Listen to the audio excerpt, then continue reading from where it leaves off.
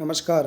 आइए आज हम इस वीडियो के माध्यम से 8th ग्रेड अभ्यास पुस्तिका विषय विज्ञान, देखिए हमें इस कक्षा के लिए इस प्रकार से विज्ञान की न्यू 8th ग्रेड अभ्यास पुस्तिका हमें प्रदान की गई है। आप देख सकते हैं इस प्रकार से। देखिए इसमें विषय वस्तु दी गई है। विषय वस्तु में अध्याय 1 से लेकर अध्याय 11 तक सभी अध्याय दिए गए हैं। इन सभी अध्यायों के संपूर्ण हल हम इस चैनल के माध्यम से समझेंगे। तो आइए इस वीडियो के माध्यम से देखेंगे अध्याय 8 प्रकाश, छायाएं एवं परिवर्तन। देखिए इस अध्याय के सभी प्रश्नों के आंसर हम आसानी से अपनी पाठ्यपुस्तक से कैसे पूर्ण करेंगे इस वीडियो के माध्यम से समझते हैं। देखिए यदि आप इसी प्रकार से इसके आगे के अन्य सभी अध्यायों का संपूर्ण हल समझना चाहते हैं, पूर्ण करना चाहते हैं, तो आप हमारे इस चैनल से जुड़े रहिए और इस चैनल को सब्सक्राइब अवश्य कर लें। साथ ही बेल आइकन को प्रेस जरूर कर लें ताकि आने वाले नए वीडियो सबसे पहले आप तक पहुंचते रहेंगे। तो आइए देखते हैं अध्याय 8 प्रकाश, छायाएं एवं परिवर्तन। देखिए इसमें यहाँ पाठ के पूर्व की तैयारी दी गई है। आप देखेंगे निम्न बॉक्स में लिखी गई वस्तुओं की कल्पना कर विचार कीजिए। आपके विचार से यदि इन वस्तुओं को अपनी आँखों के सामने रखेंगे तो सामने जलने वाले बल्ब का प्रकाश आपको आँखों तक क्या जाएगा? अपने विचार लिखो। कागज़ A4 साइज का तो इसमें नहीं दिखेगा, कांच का टुकड़ा दिखाई देगा और प्लास्टिक स्केल धुंधला दिखाई देगा और कपड़े का टुकड़ा नहीं दिखाई देगा प्रकाश। तो इस प्रकार से हम यहाँ लिख सकते हैं। इसके बाद देखिए यहाँ दिया है अपने साथी और शिक्षक से चर्चा कीजिए और अपने विचार लिखिए। किसी वस्तु से प्रकाश अपनी आँखों पर पहुँचेगा, किसी वस्तु के आर पार प्रकाश नहीं पहुँचेगा और किसी वस्तु से थोड़ा प्रकाश आएगा। तो अपने साथी और शिक्षक से चर्चा कीजिए और अपने विचार लिखिए। तो कांच का टुकड़ा से प्रकाश आँखों पर पहुँचेगा और कपड़े का टुकड़े से प्रकाश आँखों पर नहीं पहुँचेगा।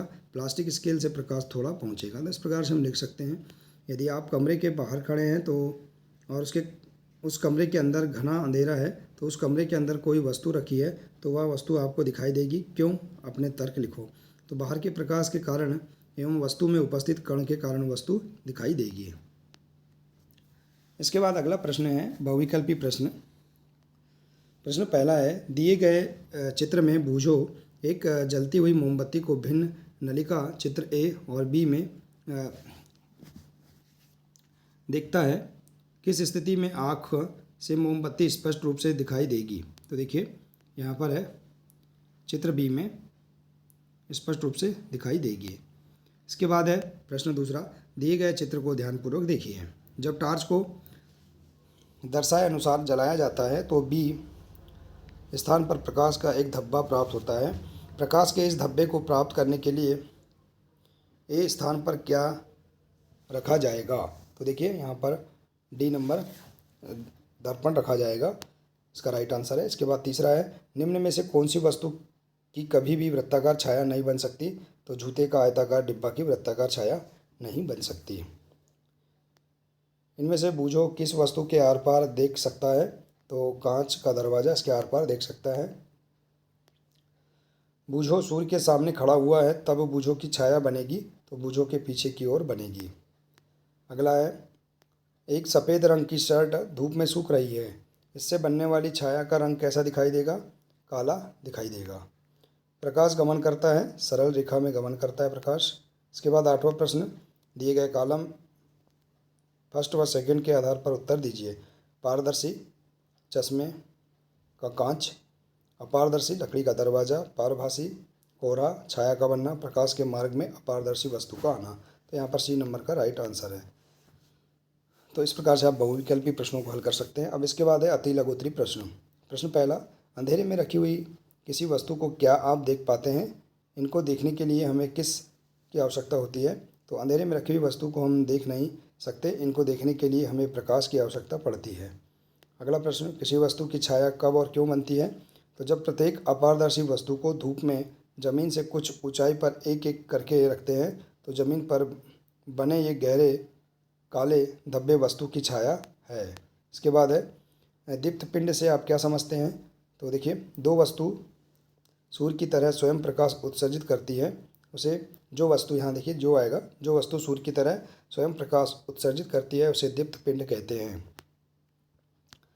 हमें स्पष्ट प्रतिबिंब कैसे प्राप्त होता है? तो दर्पण परावर्तन से हमें स्पष्ट प्रतिबिंब प्राप्त होता है। अगला प्रश्न, निम्न में से दीप्त तथा अदीप्त वस्तुएं छाटिए। तो इनमें से आपको दीप्त और अदीप्त वस्तुएं छाटना है। तो इस प्रकार से आप लिख सकते हैं। दीप्त वस्तुएं सूर्य, टॉर्च, लाइट, आकाशीय बिजली की चमक, सड़क की लाइट, गाड़ियों की लाइट। और अदीप्त वस्तुएं वृक्ष, लकड़ी, कपड़ा, साइकिलें। इसके बाद देखिए प्रश्न 6वां, पारदर्शी वस्तुओं से आप क्या समझते हैं, उदाहरण सहित समझाइए। तो पारदर्शी वस्तुएं प्रकाश को अपने में से होकर जाने देती हैं तथा हम इनके दूसरी ओर रखी वस्तुओं को स्पष्ट देख सकते हैं। पारदर्शी वस्तुएं कहलाती हैं। उदाहरण के लिए कांच, जल और वायु। अपारदर्शी वस्तु से आप क्या समझते हैं, उदाहरण सहित समझाइए। तो अपारदर्शी वस्तुएं प्रकाश को अपने में से होकर नहीं जाने देती हैं। उदाहरण के लिए लकड़ी, लोहा, गत्ता, ईंट इत्यादि। इसके बाद है पारभासी वस्तुओं से आप क्या समझते हैं, उदाहरण सहित समझाइए। तो पारभासी वस्तुएं वे वस्तुएं जो प्रकाश के कुछ भाग को ही अपने में से होकर जाने देती हैं, पारभासी वस्तुएं कहलाती हैं। इसके बाद अगला दीर्घ उत्तरी प्रश्न 9, सूची चित्र कैमरे की क्रियाविधि चित्र सहित समझाइए। तो देखिए आप समझा सकते हैं इस प्रकार से। सर्पी सूची चित्र कैमरा का चित्र भी इस प्रकार से बना सकते हैं। और इसकी क्रियाविधि देखिए। सूची चित्र कैमरे से सूर्य का प्रतिबिंब बनाने के लिए हमें गत्ते की एक बड़ी शीट चाहिए जिसके मध्य में छोटा सा सूची छिद्र हो। गत्ते की शीट को सूर्य की तरफ इस तरह पकड़ें कि उसकी छाया साफ क्षेत्र में बने। हमें सूर्य का वृत्ताकार प्रतिबिंब गत्ते की शीट की छाया के मध्य में दिखाई देगा। इसके बाद है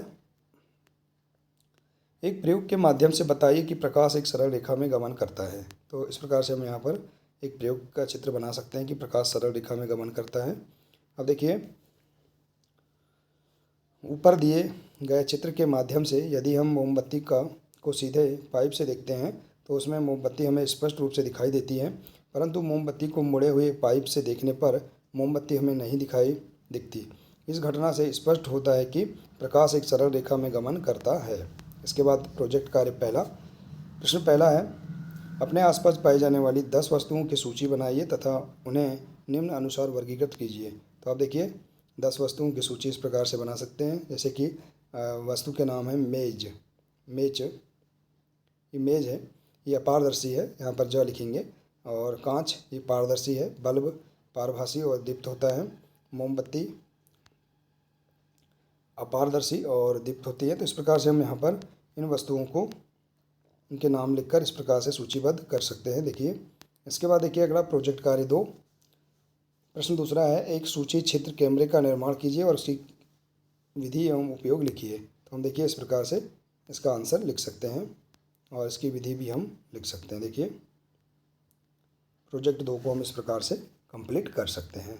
तो देखिए इस प्रकार से हम इस अध्याय के सभी प्रश्नों के आंसर एवं प्रोजेक्ट कार्य 1 और 2 को हम आसानी से पूर्ण कर सकते हैं। आशा है कि आपको इस अध्याय के सभी प्रश्नों के आंसर समझ में आ गए होंगे। देखिए यदि जानकारी अच्छी लगी हो तो प्लीज़ इसे अधिक से अधिक शेयर करें, वीडियो को लाइक करें और इसी प्रकार से इसके आगे के अन्य सभी अध्याय के संपूर्ण हल समझने के लिए आप हमारे इस चैनल से जुड़े रहिए और इस चैनल को सब्सक्राइब अवश्य कर लें। मिलते हैं इसी प्रकार से इसके आगे के अगले नए वीडियो के साथ। नमस्कार।